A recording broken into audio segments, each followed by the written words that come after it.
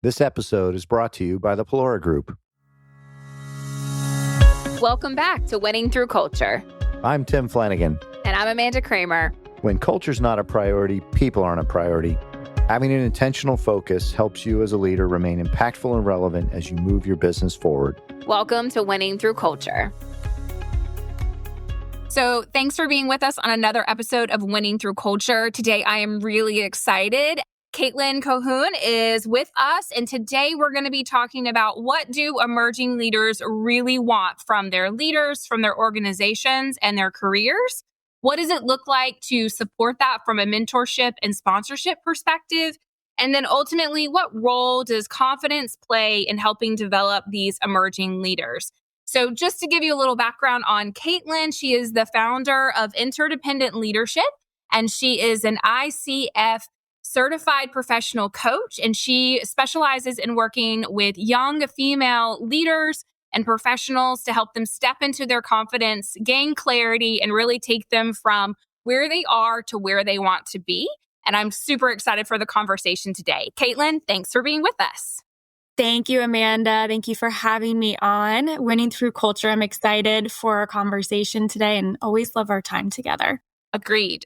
And I love to spend time with you. So Let's hop right in, because this is a topic that was pretty hot when we worked together, and it is all about emerging leaders. So I'm just going to blatantly ask the question, what do emerging leaders really, really, really want?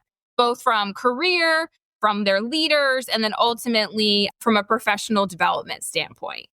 Yeah. So that's a big question, right? It's a question that everybody is asking from a leadership standpoint of how do we retain our talent? How do we attract our talent? How do we develop our talent? And when it comes down to what these young professionals and emerging leaders really want, the ones that are eager to grow, the ones that don't want to, stay at status quo, first and foremost, I find that they really want some clear expectations. They want to know, what does success in this role look like? And how do I not just meet those expectations, but exceed them so that I can accelerate my career and I can have a place that I know has my back and is going to help me get to new levels, both personally and professionally.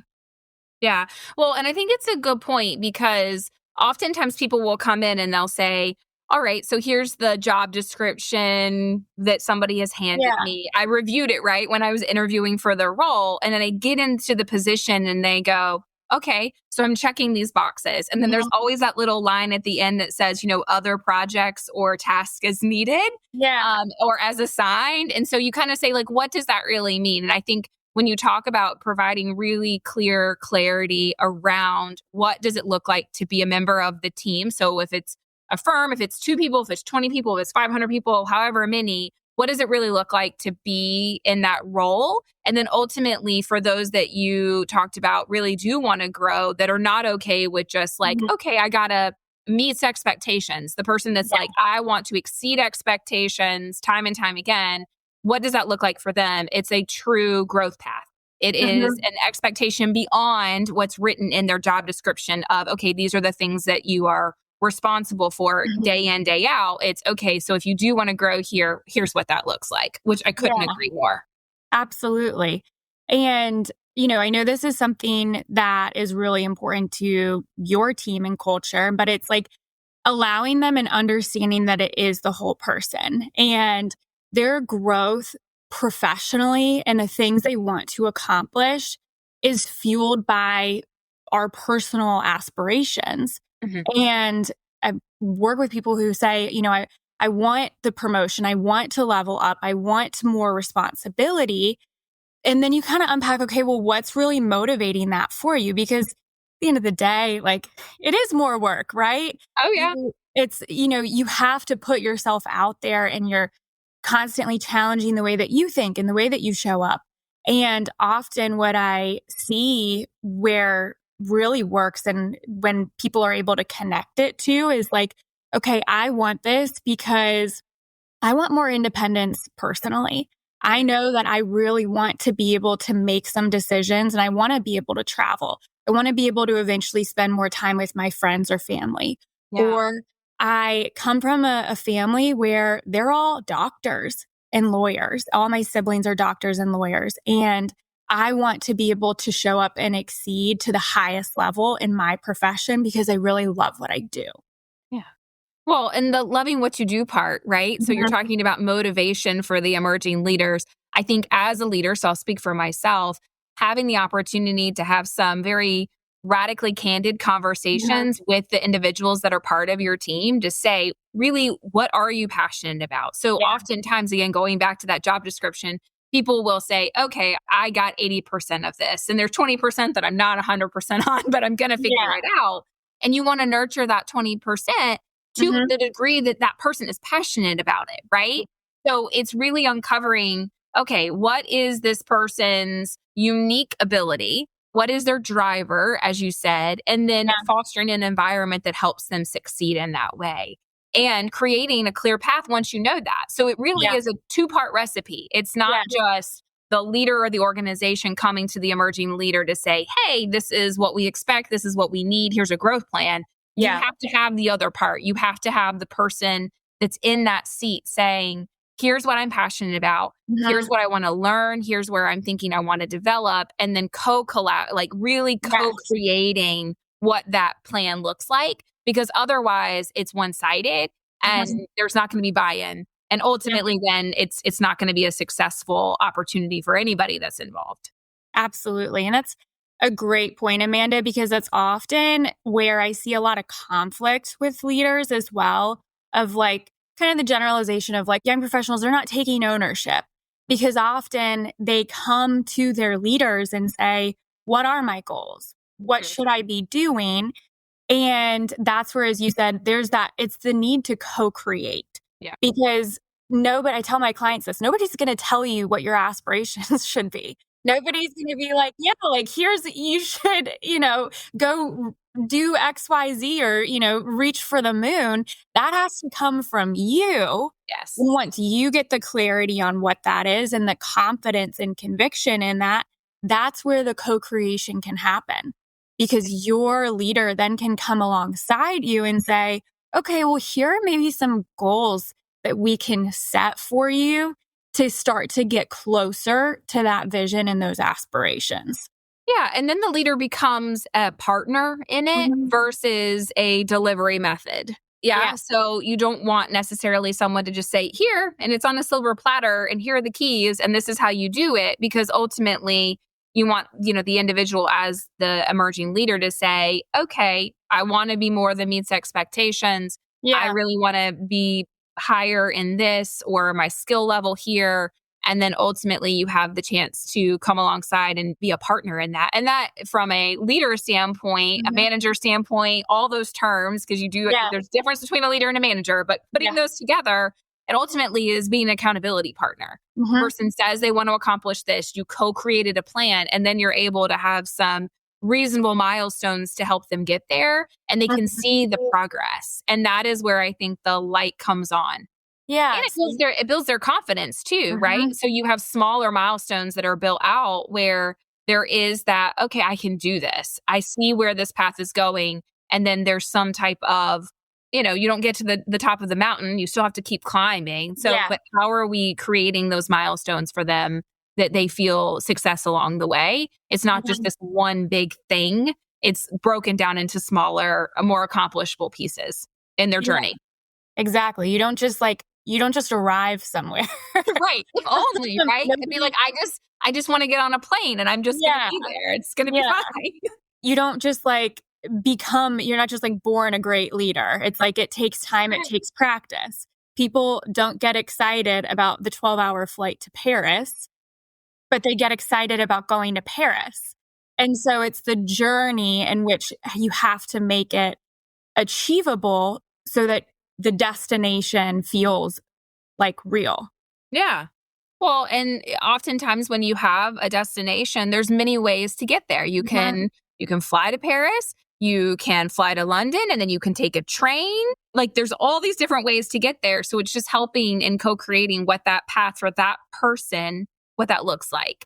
I think that's a really great way that leaders and organizations can come alongside the emerging leaders and help give them what they really want and still be really part of that discussion and better understand them as an individual. And ultimately, at the end of the day, like all of us are human and the passion is ultimately what drives us. So really unlocking that, I think, is key.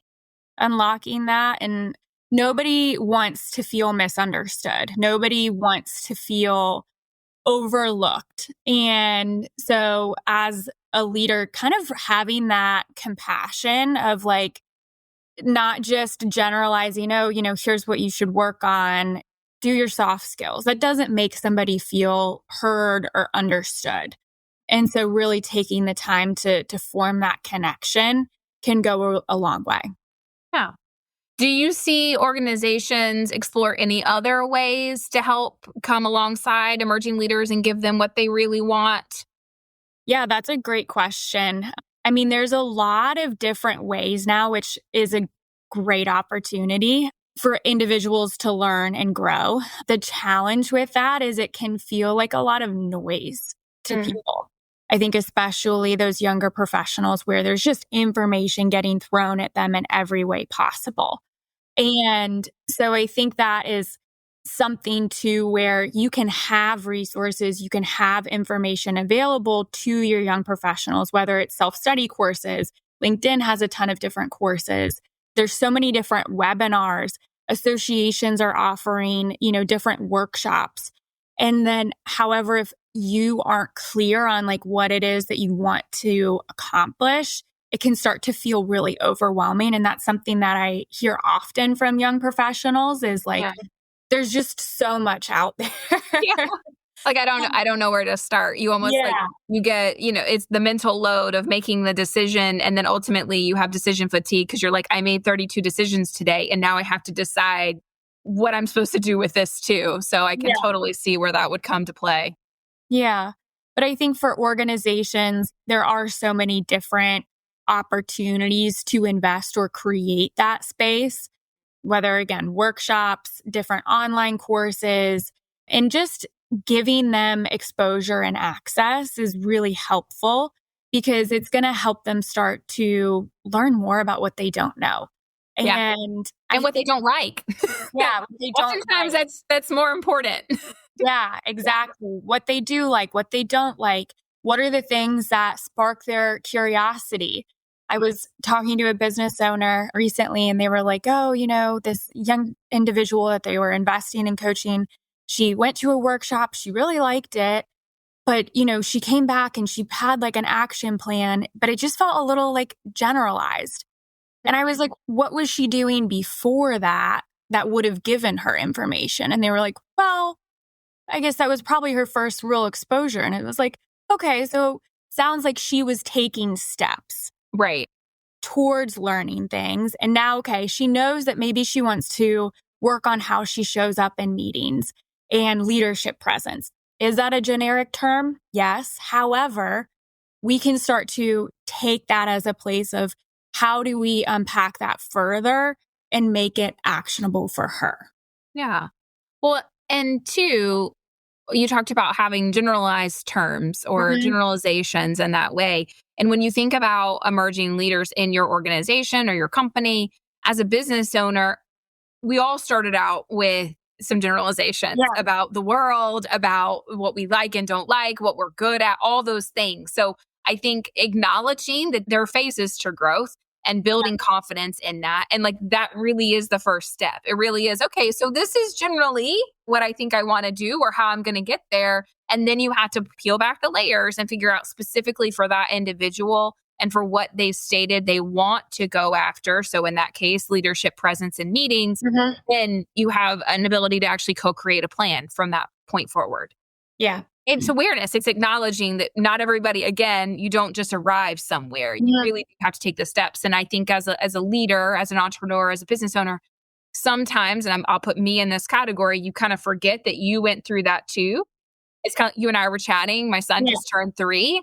And I was looking back right over the years and it's, he can do so much more now than he could before. And sometimes I forget that, he didn't know how to walk once. And now he's like running and jumping all over these things and like, oh my goodness, right? It's a whole new world for him. Yeah. So it's like, you have to remember that I also was there at one point too, right? You have to consider the evolution of a leader. And it has to start somewhere. Yeah, absolutely. Well, and we've kind of touched a little bit on confidence, but like building that confidence, what does confidence look like in your perspective, being that you've been coaching and, you do come from the financial services industry for over 8 years, and that's where you and I got to really meet and spend a lot of time together. And there is a difference in confidence through the stages of leadership. So through your coaching opportunities, what have you seen those stages really look like? And how does confidence play a role as individuals evolve in their leadership journey? Yeah, absolutely. That's a great question. And, confidence is one of the things most often that when I'm working with young women, they come to me and they say, I want more confidence. I want more confidence in this area or this area. And the reality is that before confidence can truly exist, you first require experience. And when you have confidence without the experience, it can often be ignorance or arrogance. And so confidence at different stages really of your career, starting out, it might be just starting to be kind of a subject matter expert in your role, really understanding, the ins and outs of what it is that you do, starting to feel like, yes, I've got this. I'm really moving and I understand. I know how to pivot. I can think strategically. I know the impact of the work that I'm making. As you continue to grow in your career and, different stages, I would say, if you decide that you're moving into a manager role, confidence starting out is often, okay, I know that I'm really good at this. And now I'm learning, okay, how do I help other people be really good at this? And sometimes people have the opportunity to start small in expanding that confidence with like 1 or 2 individuals. So they really can kind of practice and maybe not be drinking out of a water hose. And sometimes in bigger organizations, that's not always the case. Nope, jump into the deep end. Yeah, exactly. And so I think it's one thing that no matter who I speak with, there's some area of our lives that we want to feel more confident in most seasons of life. You're taking on new roles. Maybe it's, you're now a mom of a toddler, or you're about to be a mom, or you're stepping into a new role, or you're getting that promotion. And I think one thing that is important in those different seasons of life is just to remember and acknowledge what you have done to get to where you are. And remember the experiences that you've learned and connect them to where you're going. Well, the thing that hit me when you were talking about that, and I'm using my very real life as the example, right? What was a capability or an ability before becomes almost a superpower if you give awareness and grace to the person that helps you get to the spot that you're in now. And I'm talking about yourself, right? So my very real example is I now have a toddler who's 3.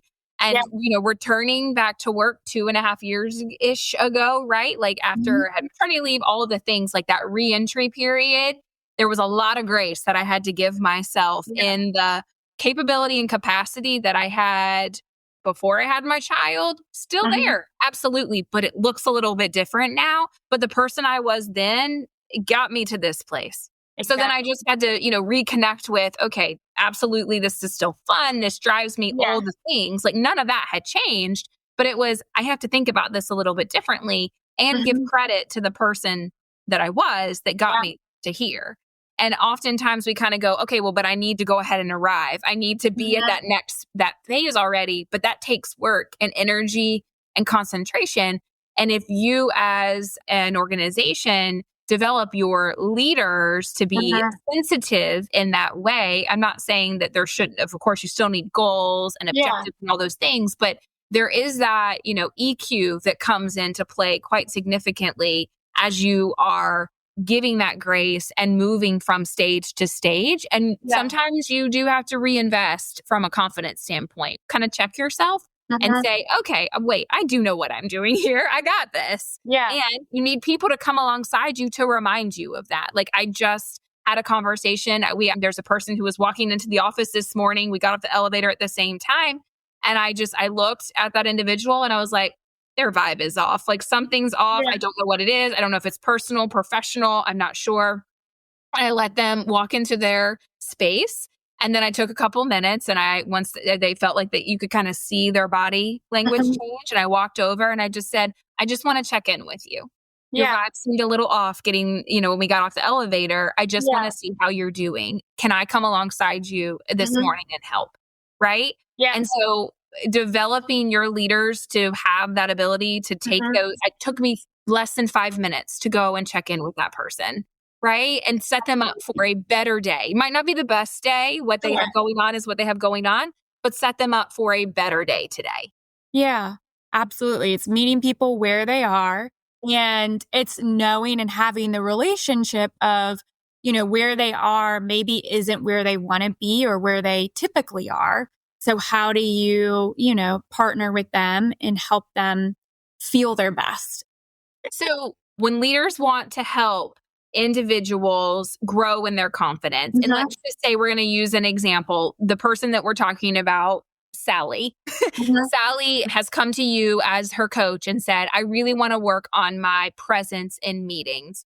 What are some actionable strategies that you would share with Sally? Again, air quotes, Sally is a made up person. Okay. Yeah. So, but Sally to say, okay, so here's how I want to help you. This is how you can build your confidence in that early stage of your career in having, more presence in a leadership meeting. What are some of those things that you would encourage Sally in this scenario to do, to explore?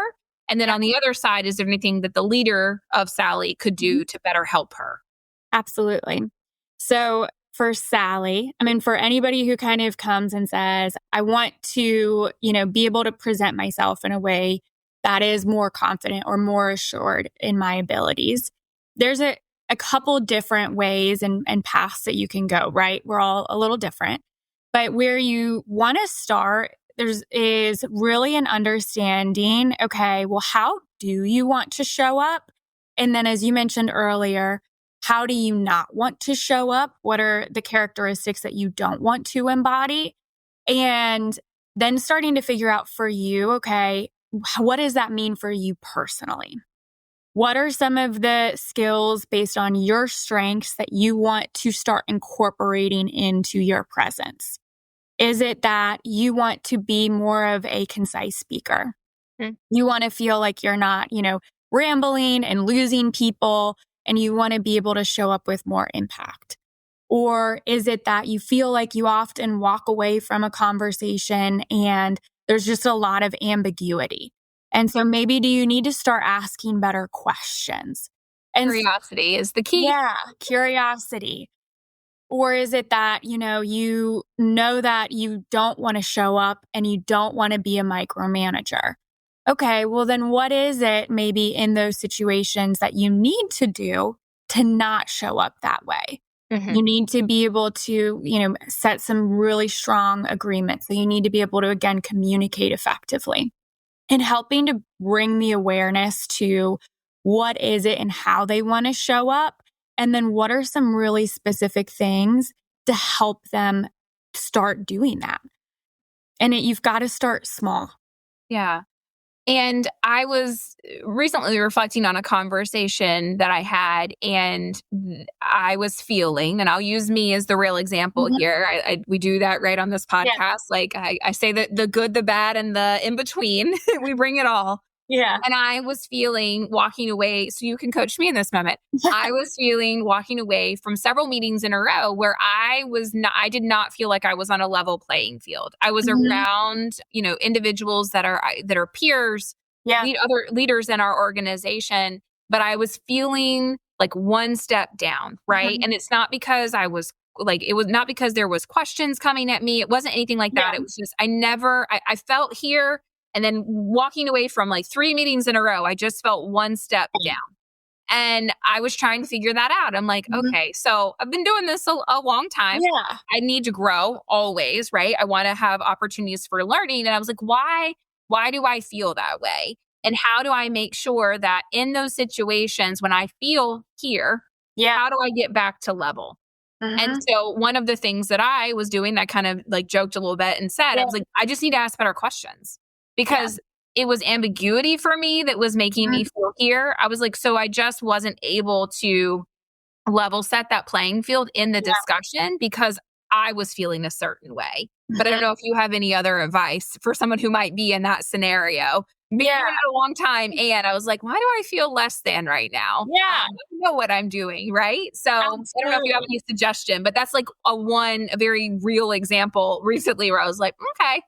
I think that's a really good example, and I appreciate you sharing that because it just goes to show that in any given day, in any given role in our life, regardless of how much experience we have or we don't have, we're going to feel that way.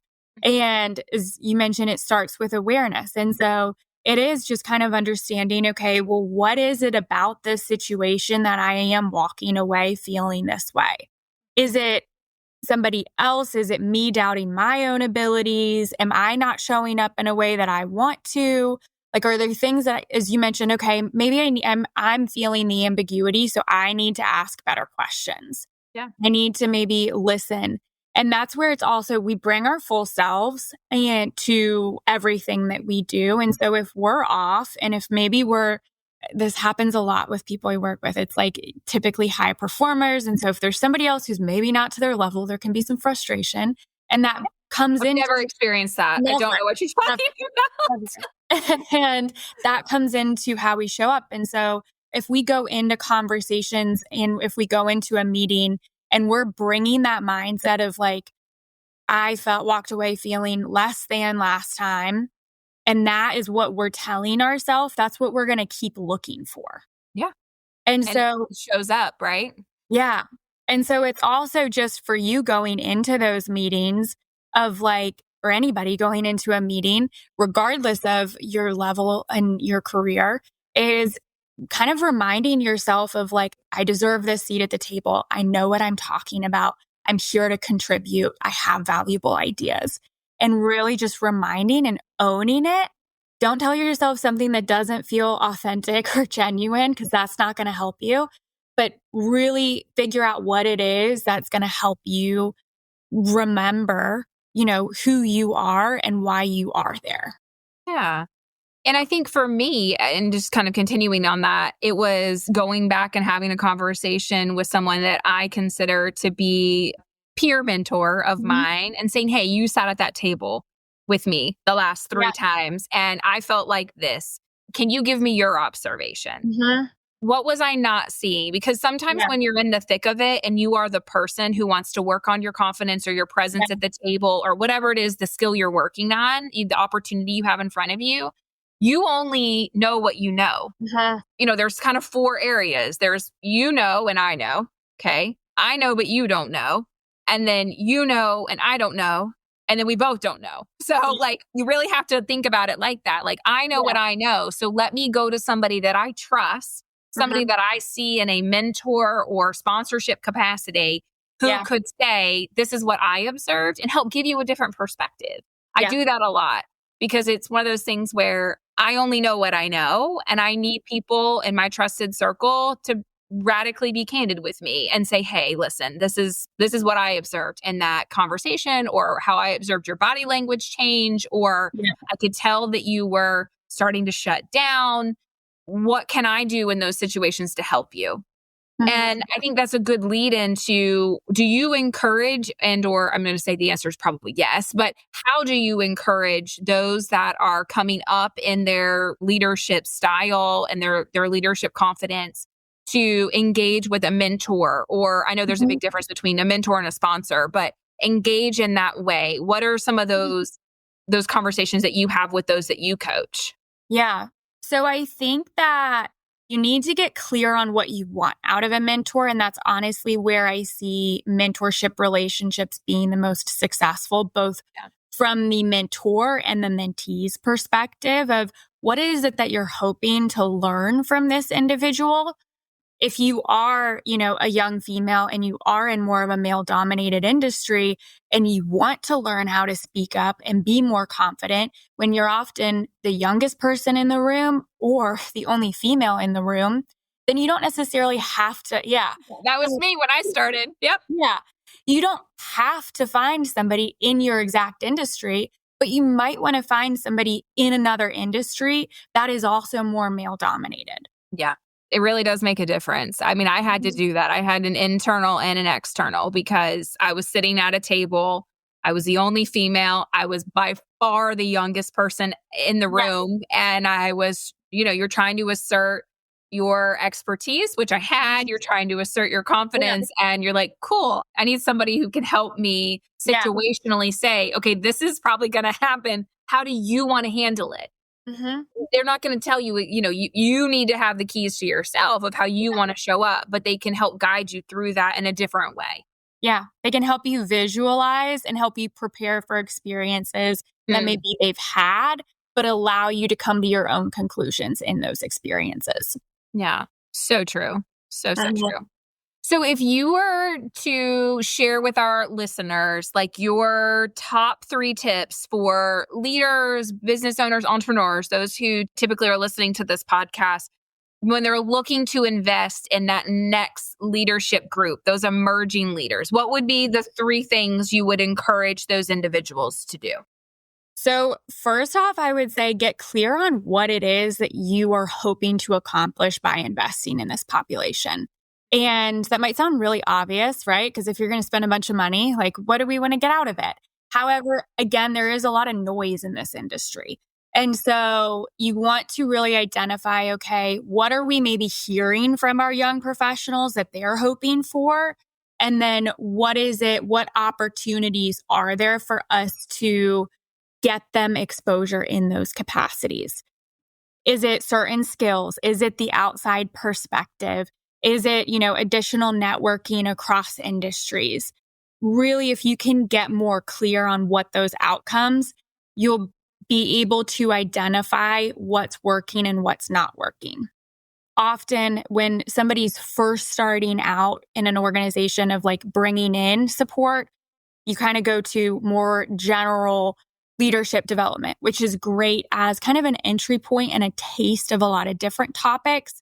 However, for your emerging leaders that you really want and they want to accelerate, they want targeted specific feedback. And so getting them in something that complements how they want to grow will really accelerate that. Well, I was just going to say from a very targeted specific feedback. So 1, being really clear on what you want to get as a business owner, a leader, investing in the emerging leader population. And then 2, being that you provide an environment and I would say almost a regimented feedback loop for those individuals based on their specific plan. Because I often see not individuals necessarily that I'm responsible for leading or managing, but ultimately I see them come through, our organization. We use our daily life to talk about the good, the bad, and the in-between. And those are 2 very, very real tips that I would be like, me to a peer leader, be like, hey, are you really clear on what you want to get out of investing in this population for this role, this seat that you're filling? And then 2, what is your plan outside of an annual performance review, outside of a quarterly conversation?